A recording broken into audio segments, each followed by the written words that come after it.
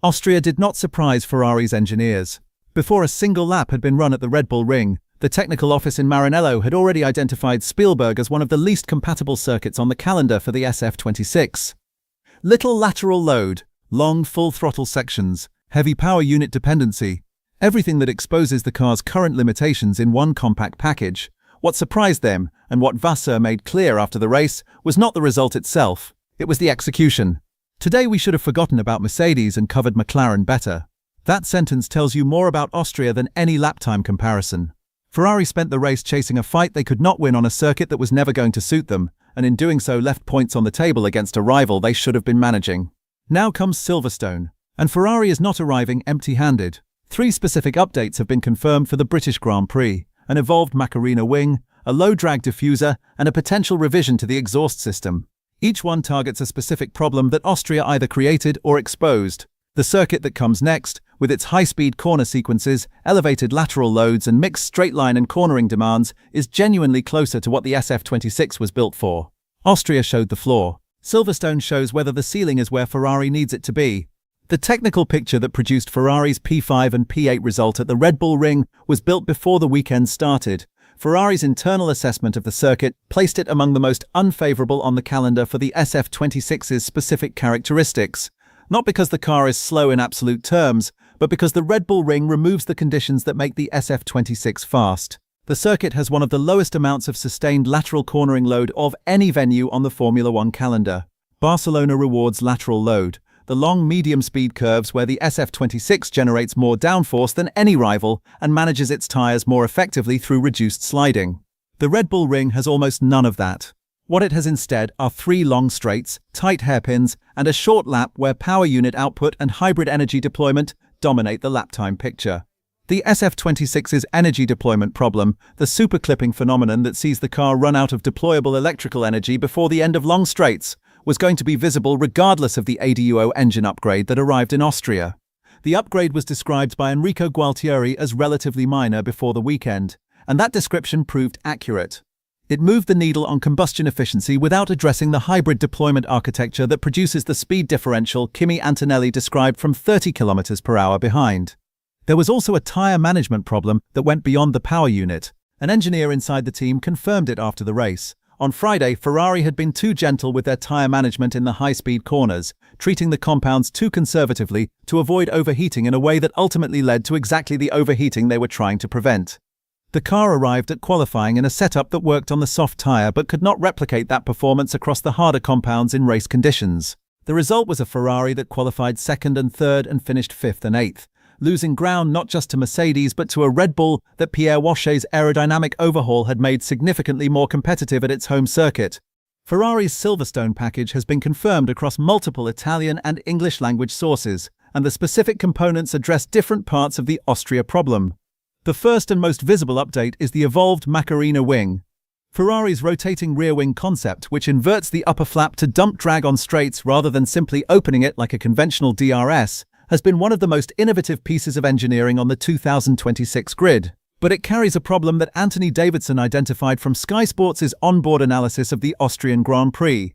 Hamilton was seen repeatedly pressing the pink button on his steering wheel that controls the McLaren's activation and deactivation cycle. The concern is that the wing's return to high downforce position before corner entry is not immediate enough, creating a window where the rear of the car has less aerodynamic support than expected during turn-in. At a circuit like Spielberg, where the corners are slow enough that this window is manageable, it produced a near-miss moment but not a catastrophic result. At Silverstone, where Copse, Maggots, Beckett's and Chapel demand precise rear-wing behavior at speeds above 250 km/h, a wing that is slow to return to downforce position is not a minor inconvenience. It is a safety and performance issue simultaneously. The updated McLaren specification addresses the actuation timing and reliability of the system. The second update is the low-drag diffuser, a circuit-specific component optimized for Silverstone's mixed demands. Austria exposed the drag penalty Ferrari carries relative to Mercedes at full throttle by 5 km/h in the speed trap.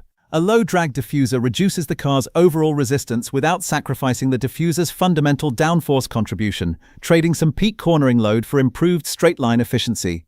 At Silverstone, where the hangar straight is long enough to make the speed trap gap visible but the high-speed corners are demanding enough to reward downforce through the complex, This trade-off is more favorable for the SF26 than it would be at a pure power circuit. The third element, a potential revision to the exhaust system, is the most technically sensitive.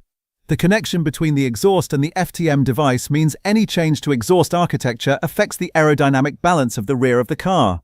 Ferrari tested the SF26 without the FTM entirely in Austria's FP1, collecting data on both the drag reduction and the power recovery from removing 13 horsepower worth of exhaust back pressure. Whether the exhaust revision involves a modified FTM configuration, a different outlet geometry, or a partial removal of the device for Silverstone specifically has not been confirmed publicly. What is confirmed is that Ferrari's engineers identified the exhaust system as an area requiring attention after Austria and are bringing a revised specification to the British Grand Prix. Subscribe to F1 Perspective. Silverstone is where the real Ferrari story of 2026 resumes. The Italian technical source that reported Ferrari's Silverstone updates framed the circuit in specific terms that deserve to be quoted directly. Silverstone will be a much more significant test for evaluating the competitive balance.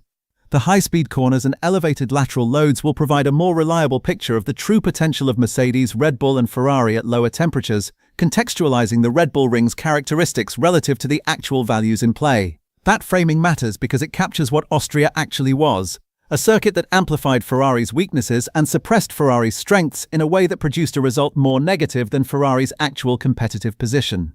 Silverstone does something different. The hangar straight is long, and the DRS zone that follows it exposes the same energy deployment problem that hurt Ferrari in Austria. On that dimension, the British Grand Prix is not a relief circuit for Ferrari.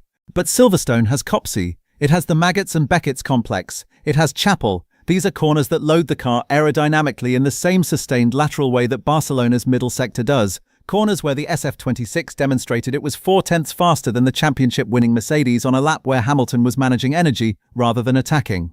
If Ferrari's aerodynamic advantage through those corners is anything close to what Barcelona showed, the gap that Silverstone's hangar straight creates between Ferrari and Mercedes narrows to the point where strategy, tyre management, and race execution become decisive. That is the territory where Ferrari's team has shown it can compete. The Barcelona race was not won on the straight. It was won through tyre management, strategic timing, and Hamilton driving a car that degraded less than every rival at the end. If Silverstone produces anything like those conditions, if the lateral load through the high-speed complex generates the kind of rear tyre protection picture that Barcelona did, Ferrari has a genuine race to run. Drop a comment. Do you think the 3 Silverstone updates are enough for Ferrari to challenge at the front? 3 updates. 3 real problems addressed.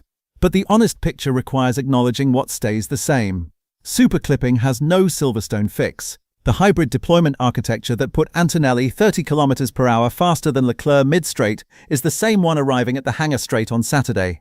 The Macarena wing revision improves the actuation timing and reduces drag. It does not change when the deployable energy runs out. The turbocharger revision that addresses the architecture directly, the second ADUO token Hamilton told you won't come for a while, is still months away. Ferrari arrives at Silverstone with 3 meaningful updates and a circuit that suits them better than Austria. They also arrive with the same power deficit, the same deployment problem, and the same gap to Mercedes on a long straight. Vasseur told you the priority after Austria. Forget Mercedes. Cover McLaren. Win the race you can win. The Macarena. Austria was always going to be difficult. Maranello said so before a lap was run. What it confirmed, the SF26 cannot manage tyres across compounds with minimal lateral load. The ADUO first step was exactly as modest as described, and the execution against McLaren was a missed opportunity. Silverstone answers 3 Austrian questions: the Macarena wing timing, the drag profile, the exhaust configuration. What it cannot answer is whether Ferrari closes the championship gap before the second ADUO token arrives. What it can answer, within the first 30 minutes of Friday practice, is whether the car that won Barcelona has the aerodynamic ceiling to compete at a circuit that asks everything simultaneously. That is a question worth watching.